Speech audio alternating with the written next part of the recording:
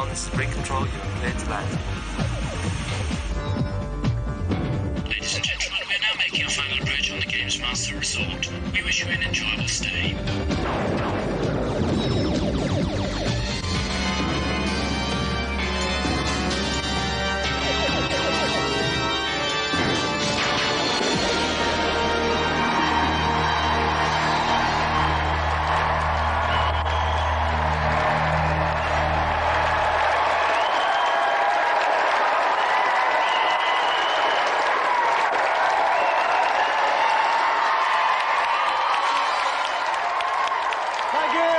Settle down now, come on, you're too kind. I'm not worthy. All right, welcome to GamesMaster. Much imitated, frequently intimated, inside thigh agitated. This week we've flown some more lucky people out to the Rig Resort for video game playing and other buoyantly anti-social activities. So let's kick off with some oral intercourse with the great man himself, the GamesMaster. Greetings. By a public demand, I have been forced to initiate tonight's proceedings with a decidedly unsavoury motorbike encounter on the road Rash II. As a greasy, leather-clad biker, our first easy-riding contestant will need to punch, kick, and wheelie his way to the checkered flag in first place on the Hawaii level. My gaze will be most decidedly averted. Adding to the other smells of burnt rubber tonight is Marlon Rose from Leighton.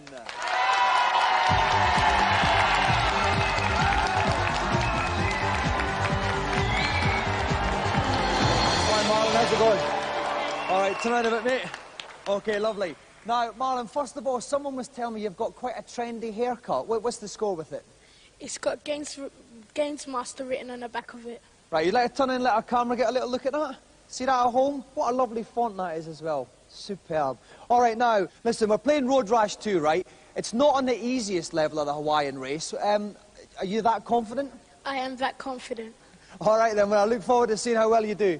If you'd like to sit yourself down in the games playing chair, get ready to rev up. And riding pillion with me for this challenge is Game Zone's Jane Goldman. Welcome, Jane. Hi, Dominic. Now, obviously, Marlon's got no problem with his haircut. He may have some problem with the game. Have you got any tips to alleviate him? Well, I think Marlon should just bear in mind that time is of the essence here, Dominic, so he shouldn't get too bogged down with all the rough stuff. He should just get in there and Just go. keep it clean and go for the line. Well, Marlon has to finish first on the Hawaiian race, stage 2. Marlon, are you ready? Then off you go. Okay, here we see Marlon in the white jumpsuit on the red bike. And at the moment, he's in 13th place. To the left of the screen, you can see a green energy bar. When that goes down, then it's good night, Marlon. Similarly, he's got his bike energy bar just beside it. Okay, he's doing very well. We can see a mileometer at the bottom right of the screen. It's coming up to 7/10 of a mile. It's a 5.5 mile race. So he's making quite good steady progress. We can see the next rider coming up in his sights.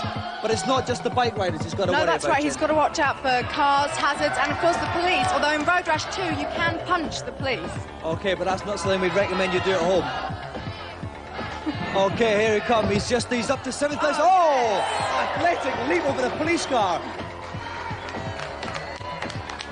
And here he comes. He's doing fantastically. He's catching up on the next batch of riders. Oh, he smacked her. and That was he's off. Roz there. Smacked her right in the chops. Now he's come to Natasha. In the first race, Natasha was his pal, I think, but he's there's no love lost now. He's up to 4th. He's up to 3rd place now. Brilliant. He's still got another 3.5 miles. Oh, what's the car? Oh, dear. Now that's going to lose him some time, Jane. It is. It might cost him the race, but I hope not. Let's check on Marlon's place. He's in 6th place here. There's a couple of dangerous cars that he's just passed his old mate, Natasha. He really can't afford to come off again now. That is true. Right, he's over halfway through the race now. He's just coming up for 2.9 miles. Oh, punch Slater in the face. He's up to 4th. He's up to 3rd. 3.3 miles, just over 2. Oh, there's a policeman there. He number 1. He's walloped him. Yeah. Oh, no, but the policeman, he was coming back there with his truncheon there. Nothing to do with the West Midlands Serious Crime Squad, I hasten to add. Now he's got the first place. Lost it. Oh, no. He's going to need more metal plates than Barry Sheen after this one. Come on, Marlon. He's going to got a mile left. He's back in the 4th place now. He's really going to have to pull out all the stops now, Jane. Perhaps he should have tried to walk to the finish. That's right, he could have had a little bit of a jog there. There's one rider in sight here. And it's Roz, actually. Roz has done very well since landing a smack in the mouth earlier on. I think he could catch her up here. Watch, there's another car here. Oh, he's got the outside of it there. Had to go up the Carefully track. Oh, clear. Rod's got her own back there. He's only got half a mile left. He's in fourth place. No, he's been hit by He's another up car. again. It's a tragedy of immense proportions here. Oh! Oh dear. He's only got 0.4 of a mile to go. I can't see him doing it here, Jen. Well, frankly, no. And there's another car, but he's missed that. But he's hit the other one. It's gone horribly wrong. He thinks it's Death Race 2000. He's been hit again, and the bike is wrecked. And unfortunately, Marlon's challenge is over.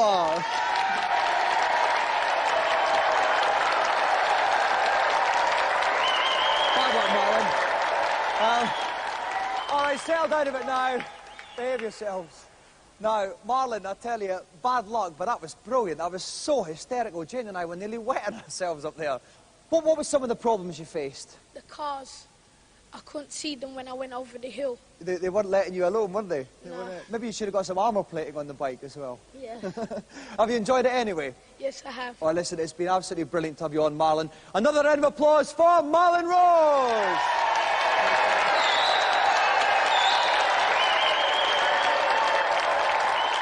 While Auntie Marisha mops up the tears of another crestfallen campaigner, we'll take a look at this week's reviews.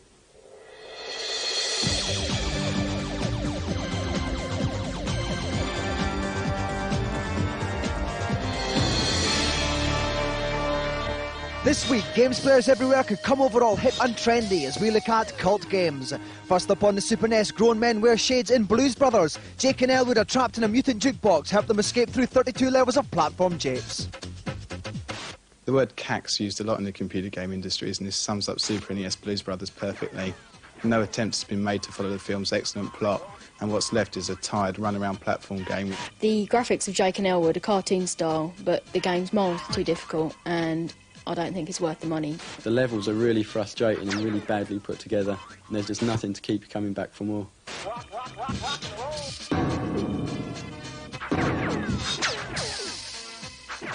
Next up, that cocking soundtrack can only mean it's Doctor Who on the Amiga. Floppy coats and jelly babies abound as you rescue hostages from 4 cities and give the Daleks and Davros a good kicking. Nice playability. I'd recommend it, yeah. The playability is not that bad. It's nothing you're going to play for weeks on end, but probably worth a look. You would have thought with 29 years of Doctor Who they could have come up with something a bit more inspiring than what effectively is a run-around shoot-'em-up. The best way to describe Dalek Attack is average.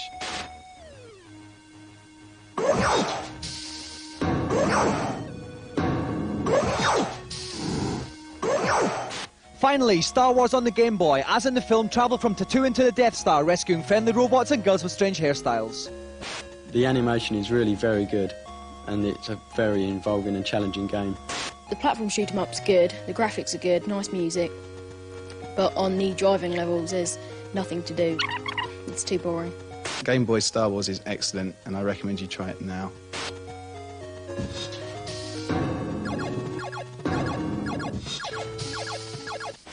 The dawn of 32-bit machines has arrived. The spanking new Atari, Acorn and Amigas make the present 16-bit Mega Drive, Super NES and Amiga 600s look positively weeny. Tonight we compare the 3 new boys with help from Alistair Bowden from Atari, Simon Lovesey from Acorn and Kelly Sumner from Commodore. First of all, why the new machines? Well, Atari Falcon is aimed at the home user as a revolutionary new home computer, all singing, all dancing. Mum and Dad can do their desktop publishing, word processing and run the family business, whilst the kids are enjoying the latest in stunning games. The person who wants quality graphics, quality sound, a machine that is versatile and easy to use. 65,000 colours. Each pixel can be a different colour. 4,096 colours, and at any one time can display 256 colours on the screen. 16.7 million colours. This has got 16-bit stereo recording, 16-bit stereo playback, at quality better than CD or DAT tapes. As standard, the A3010 comes with 8 stereo channels built in. The Amiga 1200 has 4-channel stereo sound. Currently there are over 50 games being developed. Many of these will be released in the first 3 months of 1993. Currently there are over 250 games available, but this is growing rapidly. 1,500 to 2,000 currently work with the Amiga 1200. by January or February of this year, you would probably see something like 20 or 25 games which are only available on the Amiga 1200.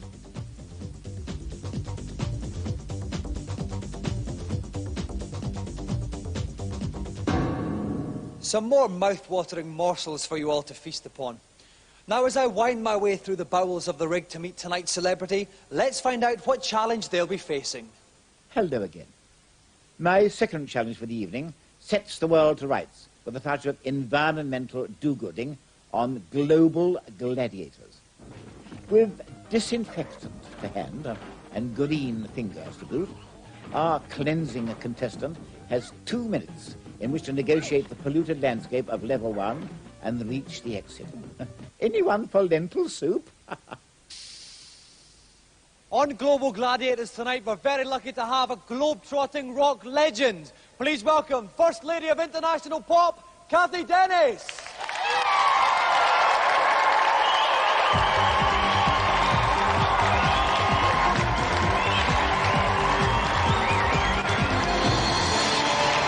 Welcome to the show, Cathy. Thanks very much for joining us. Now, listen, surely you're far too busy to be wasting your time playing with Game Boys, are you? No, I was a big fan of Tetris for a long time. And what about, well, this game's a wee bit different. You're actually saving the environment here. Is that something that's important to you? Yes, it is, but, I mean, this is an unusual way of going about it as far as I'm concerned. It certainly is, Cathy. OK, if you at home want to see if Cathy Dennis can save the world on Global Gladiators, join us after the break.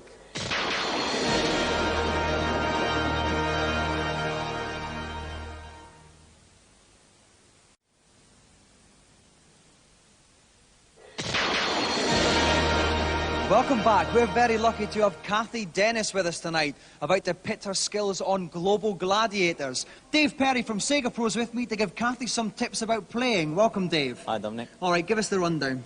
Well, basically, Global Gladiators is a really beautiful game. The thing to look out for is the invisible platforms. You only notice them when you pass through them, and at the top of them is usually a really nice health bonus. Which you're going to need if you want to complete this. Which you're going to need if you're going to get through this level. That's right, it's quite tough. Cathy's got 2 minutes to get to the end of the level. Cathy, are you ready? Yeah. Then off you go. OK, off goes Cathy there with Cathy's playing Mick. There's 2 characters in this, Mick and Mac, and she's actually playing Mick. OK, she just sploished the slime baddie there. Oh, she got hit a little bit there, but you can see her energy bar's that little arrow at the bottom underneath the score. For points as you go along, you collect the little ends, which are like McDonald's arches, and they give you extra points. OK. All these slime monsters have to be destroyed with this custard gun. They are horrendous. Is that a custard gun, Dave? I guess it's custard. I can't think what that is. Like oh, there's a heart. That's a health bar. She's got it, but that's fine. It's she wants to keep an eye out for those. Absolutely. OK, so 35 seconds now. She's going all right, Dave. It's quite a long level, though, this. Very, very well. It's a long level. Yeah, she's got to keep charging along, and not get hit. Yeah, every time she runs into these green things, he shakes his head, loses a bit of health. Another hit. Energy. Oh no, her energy's about halfway down. A heart would be becoming useful now, but it's OK. There's no need to panic yet. 53 seconds gone. She's got to start looking out for some health hearts now, just to power up. Oh, she doesn't want to go in there. That was a little bit close there. Nearly an early bath in the primeval sludge. All these monsters are, this is what can happen to the Earth if we don't do something about it. That's right, if we don't keep a watch on that. Clean up our act. Absolutely. All right, 1 minute 12 gone, but the energy bar's getting quite low. Oh no, she missed it. Out. Oh no! Straight down the cliff. Cathy takes the dive, and the challenge is over. Round of applause for Cathy Dennis.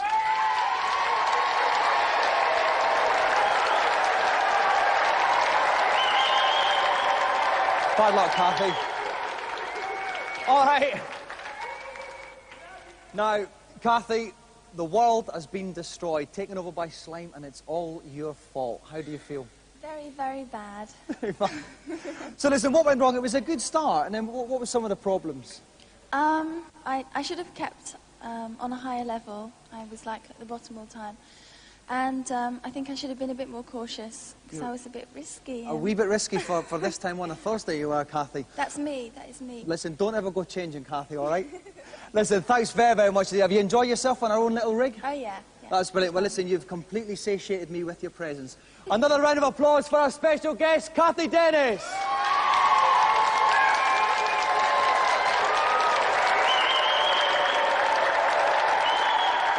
While I say my sad goodbyes to Cathy Dennis as she climbs aboard the GamesMaster chopper, some more puzzles are resolved in the consultation zone.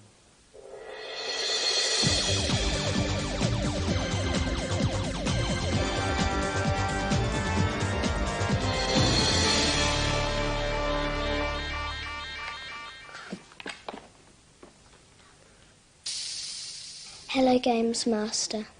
Welcome up to the helipad and fire away with your question. On Krusty's Funhouse, is there a way of getting to the later levels? Yes, there is. Simply enter the following password. S-M-A-I-L-L-I-W.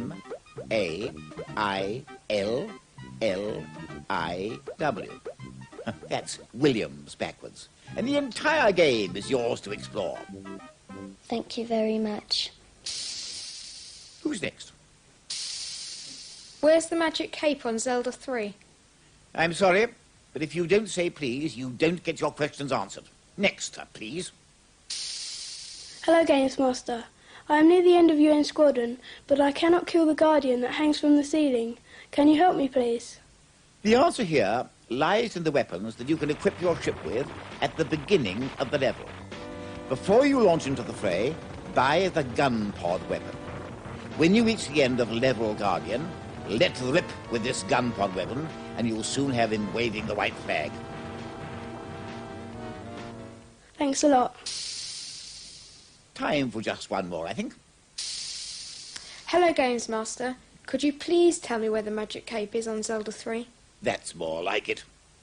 Go to the top right-hand corner of the graveyard in Light World, pick up the small box, then dash into the stone using the Pegasus shoes. You should then reveal a passageway down to the magic cape. Thanks very much. That's all I'm prepared to impart for now. More tidbits next week. For the final challenge, it's time for another all-comers challenge on the rig. He's back again this week after a stirring victory 7 days ago. British Nintendo champion, Thomas Patterson.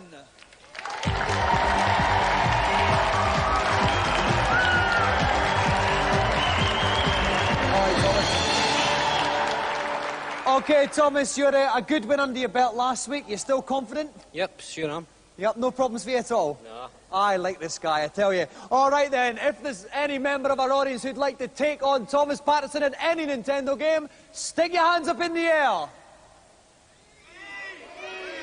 Okay, let me see. No, definitely not you. Definitely not. How about this? Yes, the ginger-haired fellow there with the spectacles. If you'd like to make your way down, give a round of applause, everyone.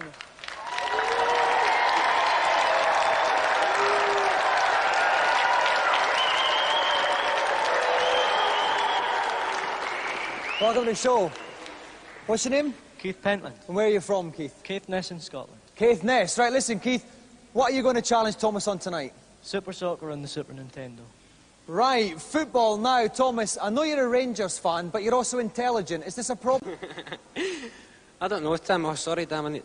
Funny guy. I think I'll win. I should.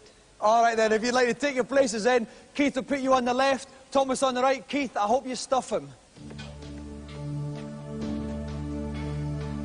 While our nubile young T-boy Cameron fishes this game out of the store, I'll have a little chat with Jim Douglas from the GamesMaster magazine. Jim, any net-busting tips for this game? Yeah, the man-to-man marking is very good, so dribbling is probably the best policy. Also, the best way to tackle is to get a shoulder barge in, but if the referee sees you, you will be sent off.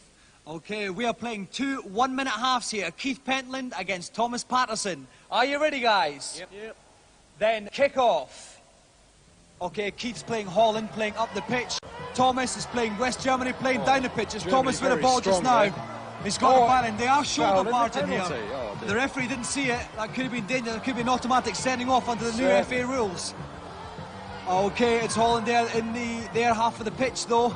They've got to clear. Lovely little shoulder charge from the Dutch number 7. Very nice, oh, but Germany have got it. Germany number 10, no, but now Holland have got it. Oh, the Dutch number 11 gets it. It's a cross in the box. It's a goal. 1-0. Out of nowhere. So Keith Pentland is 1 up. Germany kick off. They've given the possession away again, though. with Germany. I've got it. Oh, here comes Germany. Right into the corner. Brilliant goal. Goals. That means that Thomas Patterson's pulled it level.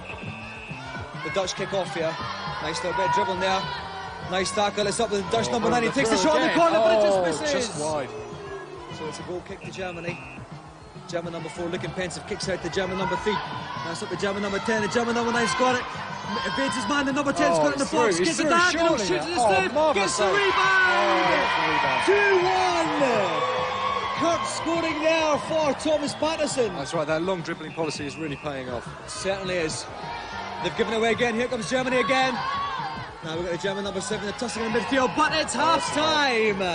The score is Germany 2, Holland 1. So the teams come back onto the pitch for the start of the second half. Germany now playing up the pitch, Holland playing down. Is it easier playing up the pitch in this game? Yeah, it certainly is. When you're coming down, you've got the disadvantage of not being able to see the goal. You can't see where you're aiming. Okay, and no, Germany take control again in the midfield here. German number 9 gets it. He's seen a lot of the ball. He's got the after touch there, but the Dutch defence got it there. Oh, it's off the post! Oh, a relentless attack on goal. How close can you get? They've had so many chances. The Dutch, they're having problems clearing their lines, but now there's a counter-attack with the number 10. He evades the shoulder charge of the German defender. Doing very well. Lovely bit of skill from the Dutch number 10. He's in the box. Marvellous. He shoots. Lovely save there. Diving save from the German keeper. He doesn't have a lot of time left. Not out of danger here, though. Oh, and it's out for a goal kick. A little bit of breathing space for the Germans here. The Dutch have really got to pull something out the bag here now, Jim. Yeah, they really have. But the challenges that are going on are ever so hard. I don't think the ref's really paying much attention to I think the ref's gone. I think he's given up. And here comes the Dutch. The German get it back here. Could we see another goal from the Germans? Oh, it's a foul! Here comes the ref. Is he going to clamp down? Oh, no, yellow card. Very lenient today. We felt he should have been off for that one. Here comes Germany. This is probably going to be the last attack in the game unless the Dutch can get it back quickly. Carefully selecting where he's putting the ball. Oh, the Germans have got it to score. It's 4 seconds left. It's straightening down. The goalie gets it, but it's all over now. The referee blows the final whistle. Germany win 2-1, which means Thomas Patterson is undefeated.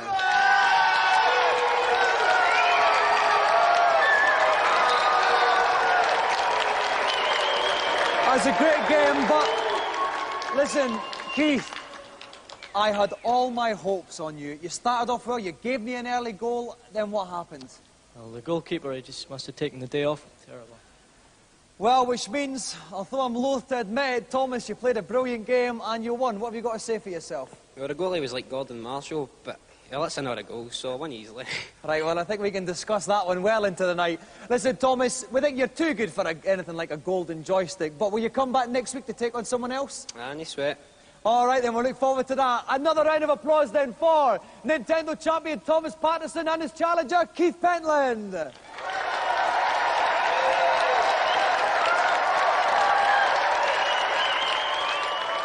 Well, that's the dinner gong, and supper on the rig tonight consists of crabs pinchers with cheesy nibbles. In 2 weeks' time, we'll have an exclusive 3D challenge on GamesMaster. So if you'd like to see lots of objects thrusting their way into the inner sanctum of your living room, be sure to pick up a pair of these essential eyewear accessories. We'll be giving you the details of how to lay your hands on them after the credits tonight. In 7 days' time, we'll be having a little bit of a 3D tryout in preparation for the big one, so pick up your glasses quickly. Good night.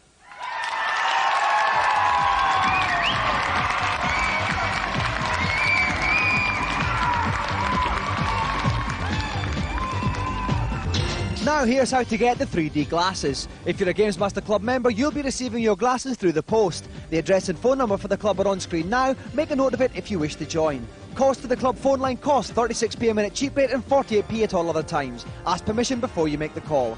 You can also get the glasses with a special 3D edition of the GamesMaster magazine. On sale at newsagents now, price £1.75.